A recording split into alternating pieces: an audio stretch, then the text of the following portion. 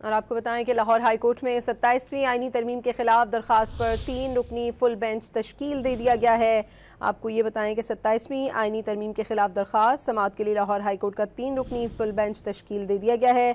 Justice सदाकत सरबरा हैं, अरकान में जस्टिस जवाद और दीगर जजेस भी शामिल हैं। लाहौर हाई कोर्ट में 27वीं आईनी तरमीम के खिलाफ दरख्वास्त पर 3 रुकनी फुल बेंच तश्कील दे दिया गया है।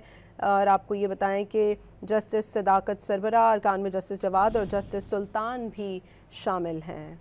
और आपको बताएं कि लाहौर हाई कोर्ट में 27वीं आईनी तरमीम के खिलाफ दरख्वास्त पर 3 रुकनी फुल बेंच तश्कील दे दिया गया है। आपको ये बताएं कि 27वीं आईनी तरमीम के खिलाफ दरख्वास्त समाअत के लिए लाहौर हाई कोर्ट का 3 रुकनी फुल बेंच तश्कील दे दिया गया है।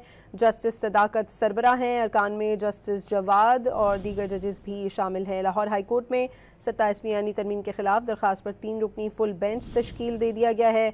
और आपको ये बताएं कि जस्टिस सदाकत सरबरा, अरकान में जस्टिस जवाद और जस्टिस सुल्तान भी शामिल हैं।